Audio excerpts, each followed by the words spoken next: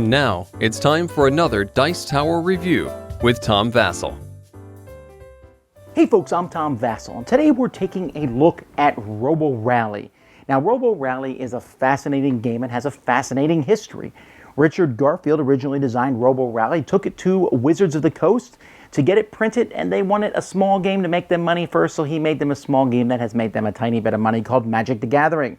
But this was the board game that came because Magic the Gathering made a small bit of money to get it published. Now, Robo Rally has been out for a long time. I want to say it's over 20 years old. A couple years ago, Richard Garfield made a post on the internet that he was thinking about revising it, changing it up a bit. And were people interested in that? I remember thinking, I'm certainly interested in that.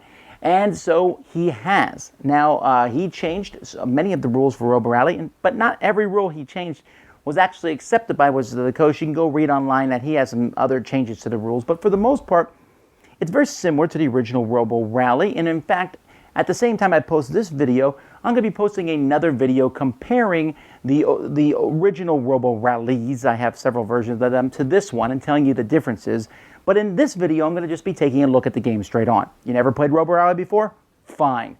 Here's what the game is going to do. Here's how it's going to work. It's one of my favorite games, but it might not be one of yours, but it might be. Let's take a look.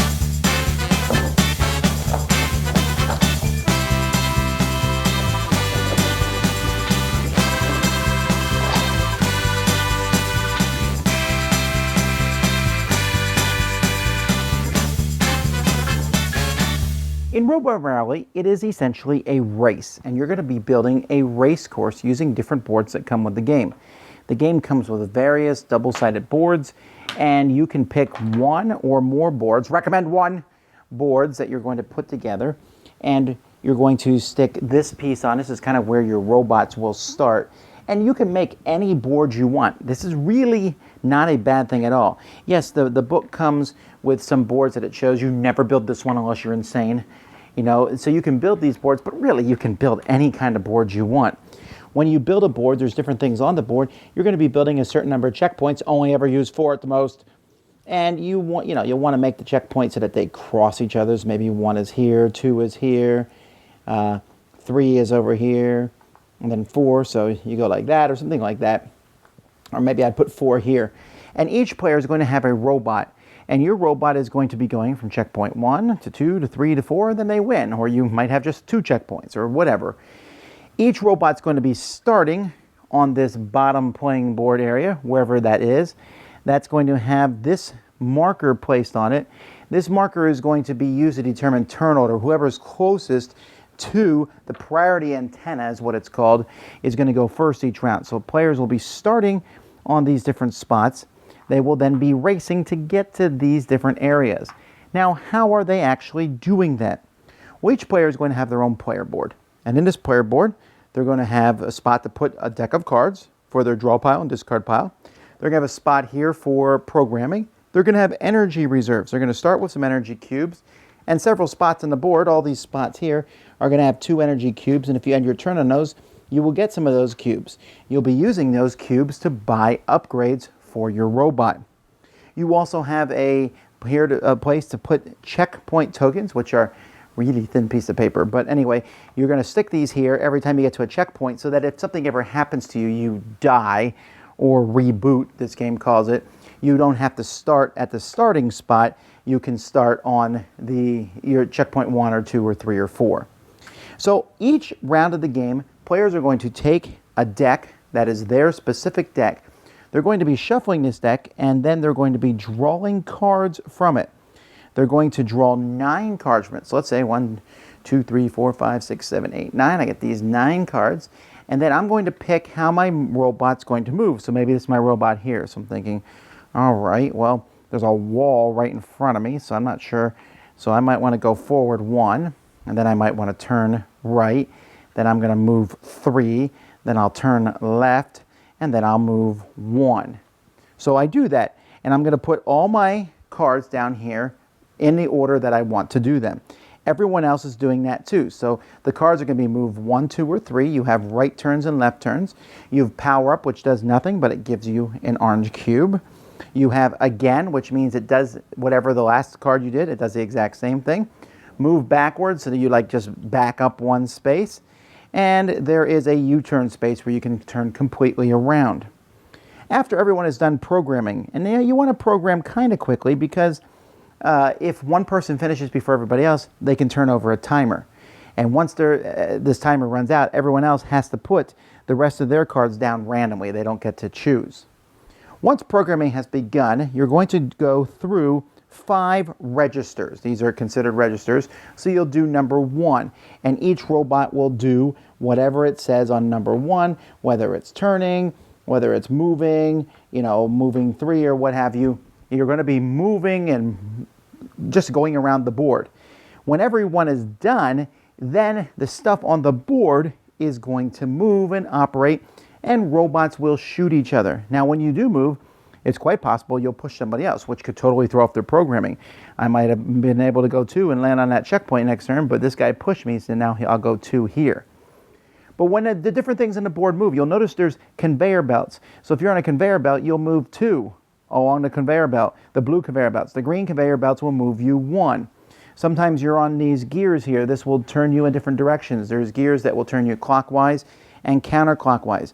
There are lasers that if you're in between them, they will shoot and do 1 point of damage or 3 points of damage. There are push things. These will push you off the space if it's register 2 or 4, here 1, 3, or 5. So they push at different points in time. And so there's different things. And also, if another robot is facing you, that robot's going to shoot you for 1 point of damage. What is damage? In this game, damage is spam. There are spam cards that you will take, and you're going to simply put this into your deck. When you draw a spam card in your hand, you're probably not going to want to play it, but once you get a lot of spam, you're going to be forced to play spam cards. And when you have a spam card in your registry, you will simply flip it over, and then you have to play the top card, so it's kind of random. But when you do that, you can get rid of the spam cards. So sometimes you put a spam thing in your deck if you think you're in a safe place. If the spam cards run out, you might have to put other worse things in your deck, like virus cards, or Trojan horses, or even a worm, which will cause you to immediately reboot your robot if you're ever forced to program that. So you want to be careful about getting those into your deck. Your deck is going to change as time goes by, and when you're done with each turn, you'll discard all your cards and draw 9 more. So each player is always going to be dealing with these cards. So everyone's going to move register 1, then the stuff in the factory moves, you do registers 2, everything in the factory moves, etc. If you ever are forced to reboot, which means you fell into a pit here, you're essentially dead, or you get pushed off the board, or you just move off the board, or you get the worm card in a programming spot. When that happens, you'll come back to either the last checkpoint or you'll start over again on the board, and there's usually a token that will show you where you start. So here, you start here, or if you've already done one checkpoint, maybe you'll start in a different spot, and that's based on what is going on the map. Now, I said at the beginning you can use those energy tokens to buy upgrades. There's always going to be a store of available upgrades for people to buy. You have to spend a certain number of cubes to buy these upgrades. Some of them are one-time uses, like this one here. You can do the programming in your register again, so I can do the same card twice.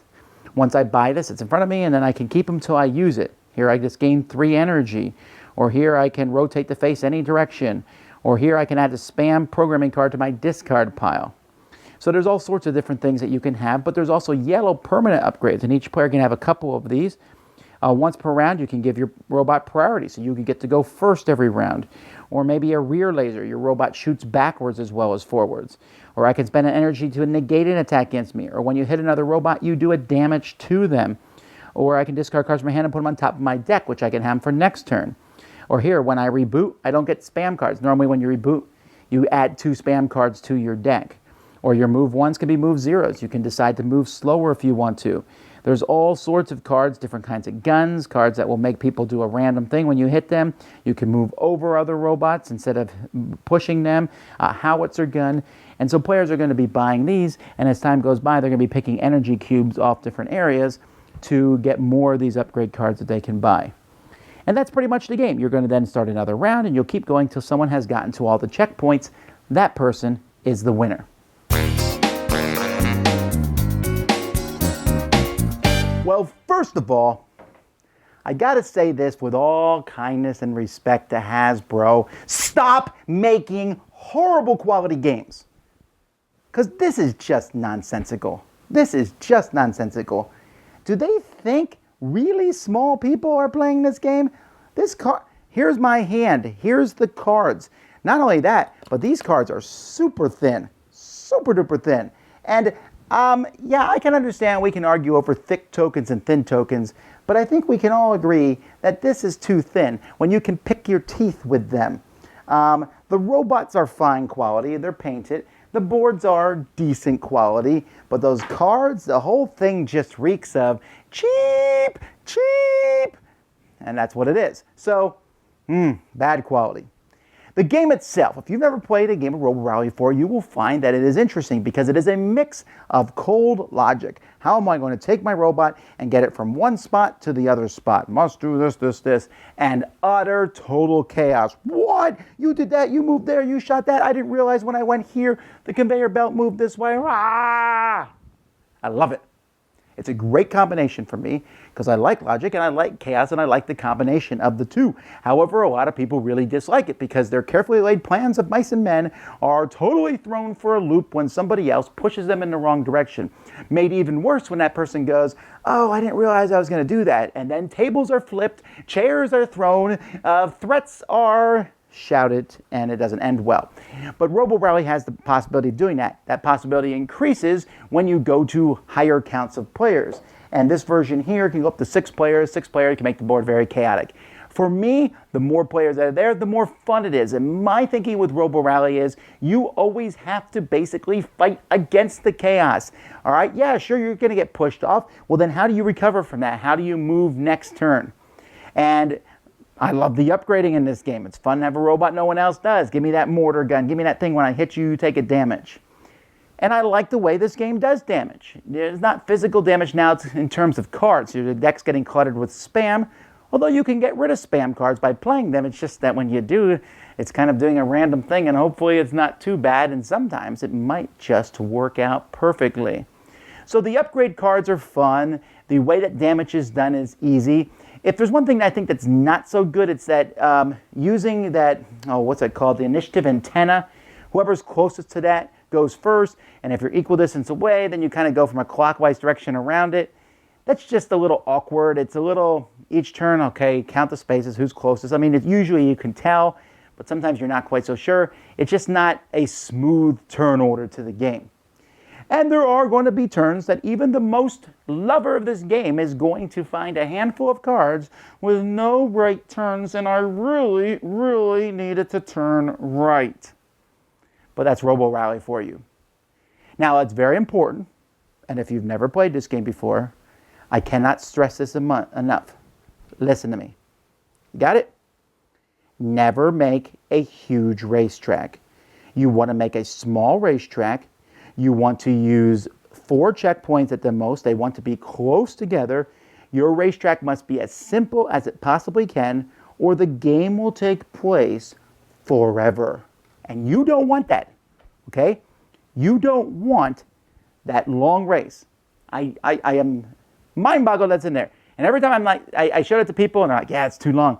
Well, if you want to sit around for 6 or 7 hours in the afternoon, yeah, okay.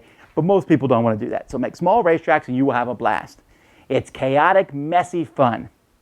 The upgrade cards are neat and cool, but I'm not keeping it. I really love it. Robo Rally is one of my favorite games. I think this is an improvement on the old one, as you will see in my comparison. I think almost everything that they did, but the components are so bad in this one, I can't put this in my collection.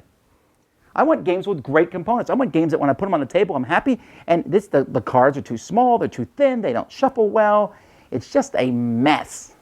And I have a good version of the old one too. So if I didn't have the version of the old one, maybe I would keep this new one. And you can buy this for like 20 bucks online, I think. It's a pretty cheap price. But Hasbro, I'm really kind of ashamed of you sometimes with how cool the game market is getting and how wonderful games are getting, and you're putting out stuff that is a deliberate cutting of corners just to make a buck. And I understand that companies need to make money, and I know I'm getting too long-winded on this, but this is just really abysmal production, and I'm unhappy with that. However, still, despite that production, you may really love this game like I do. If you've never played it, certainly you can try it. You can get it. The new rules that they've changed are really excellent. It's, like I said, It's a half logic, half chaos. If you're like me and you think the marriage of those two produces sweet, sweet gaming experiences, then you'll like it. For those of you who hate stuff like that, though, you might want to go to the next table. Meanwhile, we're going to have crazy fun. It might be frustrating sometimes, but it's still fun. Dice Tower Judgment, approved but seriously bad quality. Thanks so much for watching the Dice Tower videos. Find more great videos and reviews, as well as our top-rated audio podcast at Dicetower.com. You can also find other great shows at Dicetowernetwork.com. I'm Eric Summerer, and you've been watching The Dice Tower. The Dice Tower is sponsored by Cool Stuff Inc., where you can find great games for great prices. Cool stuff in stock. Check them out at CoolStuffInc.com. Shut the door.